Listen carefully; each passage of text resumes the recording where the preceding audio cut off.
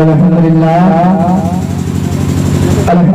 रब्बिल आलमीन वल आखिरतु लिल मुत्तक़ीन वस्सलातु वस्सलामु अला सय्यिदिल मुरसलीन व अला आलिहि व अस्हाबिहि अज्मईन व ताहिरीन वल्हम्दुलिल्लाहि रब्बिल आलमीन। अम्मा बाद, अऊज़ु बिल्लाहि मिनश शैतानिर रजीम। बिस्मिल्लाहिर रहमानिर रहीम।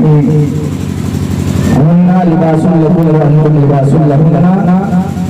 सदक़ल्लाहु अल-अज़ीम व सदक़ रसूलुहुल नबियुल करीम व नहनु अला ज़ालिका मिनश शाहिदीन व शाकिरीन वल्हम्दुलिल्लाहि रब्बिल आलमीन।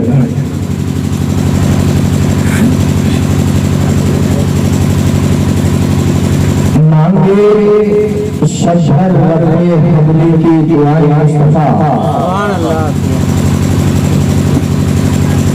मांगे शजर रब्बे हबली की दुआएं मुस्तफा। हम करे आराम और तकलीफें उठाए मुस्तफा। हम करे आराम और तकलीफें उठाए मुस्तफा। और खालिके आलम ने दुनिया बनाकर ये कहा, खालिके आलम ने दुनिया बनाकर ये कहा, हमने तो दुनिया बना दी अब इसे चलाए मुस्तफा। हमने तो दुनिया बना दी अब इसे चलाए मुस्तफा। आइए, मैंने अभी अभी इस आयत करीमा को अपना उम्र और सुफल बनाया है। इस आयत करीमा के तहत, इस आयत करीमा के जिक्र में मैं आपसे कुछ गुफ्तगू करूं, उससे बेहतर बेहतर मुनासिब समझता हूं कि गुंबद खजरा में आराम फरमाने वाले आका मौला जनाब अहमद मुस्तफा मोहम्मद मुस्तफा सल्लल्लाहु अलैहि वसल्लम के दरबार में झूम झूम कर उस शरीफ का तोहफा पेश करे। बड़े बाबा अल्लाहुम्मा सल्ली अला सय्यिदिना मौलाना मुहम्मद बिन मारिफ सल्लल्लाहु अलैहि सल्लल्लाहु अलैहि वसल्लम या रसूलुल्लाह सल्लल्लाहु अलैहि वसल्लम।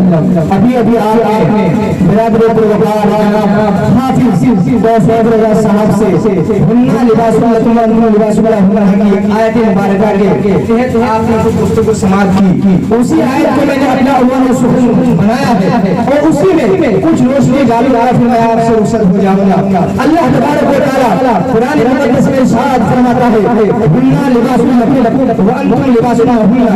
इसका मतलब क्या हुआ कि हम औरतों के लिए लिबास है और औरतें हमारे लिए लिबास है। अब आपसे मैं पूछना चाहता हूँ, हमारे आम भाषा में अगर आप लिबास कहेंगे तो लिबास का मतलब कपड़ा होता है, कपड़ा होता है। और अगर कपड़ा जिस्म में पूरा रहेगा तो आपका जिस्म ढका हुआ रहेगा, आपके जिस्म में कोई छेद नहीं होगा, आपके जिस्म में अगर कोई ऐब है उसको कोई देख नहीं पाएगा। उसी तरह अगर आपका कपड़ा कहीं से ढका हुआ होगा तो आप उस कपड़े को पहनकर बाहर नहीं जाएंगे। मिसाल के तौर पर आप ले लीजिए, अगर आप एक कपड़ा खरीदने के लिए मार्केट गए,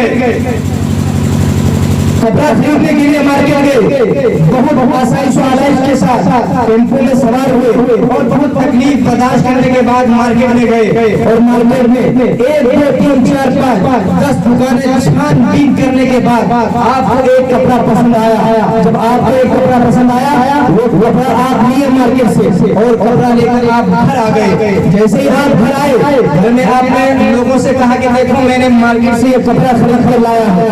आप कपड़ा दिखाए, लोग देखने के बाद जैसे ही कपड़े को ओपन किया, देखा तो किसी ने कहा कि देखो कपड़ा फटा हुआ है। क्या आपने कपड़ा लेते हो आपने कपड़ा नहीं देखा था कि कपड़ा कैसा है? तो आपको जब नजर आएगा कि कपड़ा फटा हुआ है तो अब आप बताइए, आप जो इतनी मेहनत करके सफर करके मार्केट में घूमे और कपड़ा लेकर आए तो क्या अब आप उस कपड़े को पहनेंगे? आपका पैसा बर्बाद हुआ कि नहीं? आप तो यही सोचेंगे मैं मेहनत करके गया, कपड़ा खरीद कर लाया, इस कपड़े को सिलाऊंगा और जिसमें मैं पहनूंगा, लेकिन कपड़ा फटा हुआ निकल गया तो अब आप उस कपड़े को ही पहनेंगे, आप कपड़ा खराब हो जाएगा। अब आप सोचेंगे कपड़े को वापस कर दिया जाए, फिर आप वापस जाएंगे और कपड़े को सही से खरीद कर लाएंगे और कपड़ा सिल कर अब उसका लिबास बनाएंगे।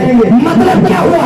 पता क्या चला कि आप मेहनत करके कपड़ा खरीदने के लिए जाएंगे, कपड़ा खराब निकल गया तो आप कपड़ा नहीं लेंगे, कपड़े की कीमत बढ़ेंगे, कपड़ा वापस कर देंगे। तो उसी तरह ये मेरा मशवरा है कि जब आप एक कपड़ा मार्केट में लेने जाते हैं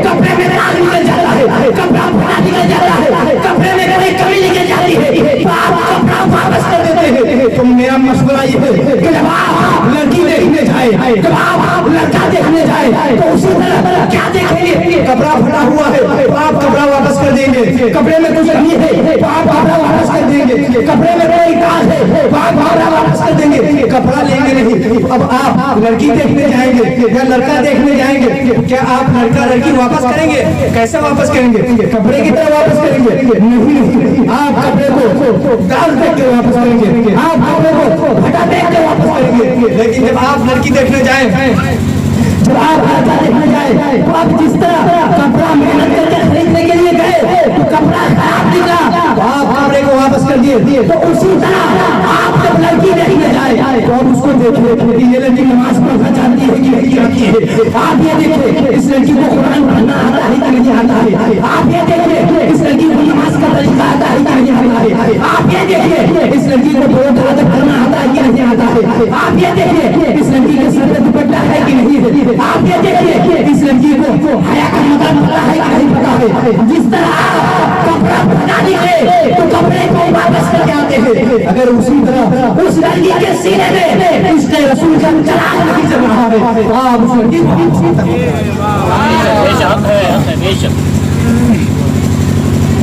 उस लड़की के सीने में आप इस तरह कपड़ा को वापस करते हैं। आप उसी में देखिए कि उसको अगर नमाज पढ़ने का तरीका नहीं आता, हया का तरीका नहीं आता, सर पे दुपट्टा रखने का तरीका नहीं आता, और घरों के सामने मुझे कैसे चलना है ये नहीं आता, तो जिस तरह आप कपड़ा वापस कर देते हैं आप उस लड़की का रिश्ता भी वापस करते हुए नजर आए। इससे होगा क्या? आप तो कपड़ा जैसे फटा हुआ लेके आएंगे, पहनने के 10 आदमी देख के आपको टोक देगा, छोड़ देंगे। लेकिन जब आप लड़की लाएंगे तो आप सिर्फ लड़की नहीं ला रहे हैं, आप क्या ला रहे हैं? उस लड़की से आपकी नस्ल आगे बढ़ेगी। जैसे आप उसको रोजा का तरीका नहीं आता, नमाज का तरीका नहीं आता, हज की फजीलत नहीं बयान करने आती, तवज्जो का अदब उसके अंदर नहीं आता, तो जब आपकी नस्ल आएगी क्या आपका नस्ल वो करेगा? बताइए, नहीं करेगा। जब उसके अंदर ये सारी कमी होगी तो वो कुछ भी नहीं करेगा। जब उसकी औलाद भी होगी उसकी औलाद भी उसी तरह होगी। लेकिन जब आप एक लड़की को लेके आएंगे जिसके अंदर नमाज का तरीका है, हज का तरीका है, रोजे की फजीलत को जानती है, जब उस दीनदार लड़की को आप अपने घर में लाएंगे तो वो लड़की आपके घर को जन्नत हमारा और आपका ये तरीका होना चाहिए, माशा होना चाहिए।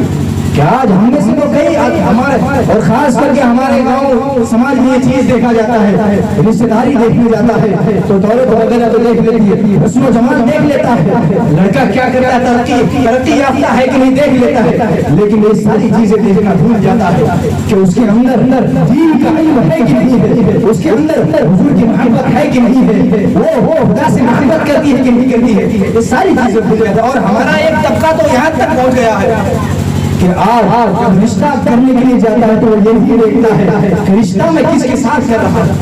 बेशक हक है, कोई नहीं देखता, खास करके हमें ये देखना चाहिए।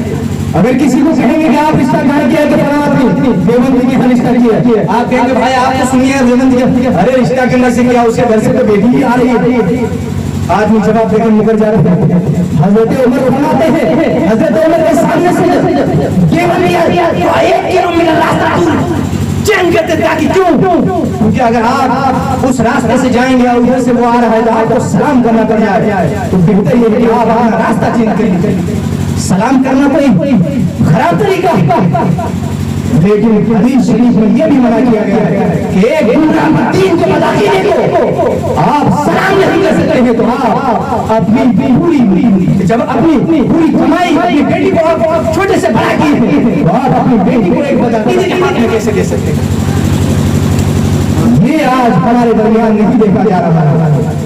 अल्लाह की बारगाह में दुआ है, मेरी खास करके आप लोगों से गुजारिश है कि आप देखिए रिश्तेदारी, लड़कों को लड़का को भी देखिए, हर कुछ देखिए, लेकिन सबसे पहले आप उसके अकीदे को देखिए। अगर आप अपनी बेटी को बदअकीदे के हाथ में देंगे आप उसकी जिम्मेदारी से तो खत्म हो जाएंगे, लेकिन जब आपकी बेटी वहां चली जाएगी तो वो बदअकीदा होता हुआ नजर आएगा। आप उसके हाथ जब आपकी बेटी बदअकीदा हो जाएगी तो आप उसके घर नहीं जा सकते हैं, न खा सकते हैं, न पी सकते हैं। हमारे शरीर जब आप खा पी नहीं सके हैं तो समझे कि आपकी बेटी आपके हाथ से निकल गई।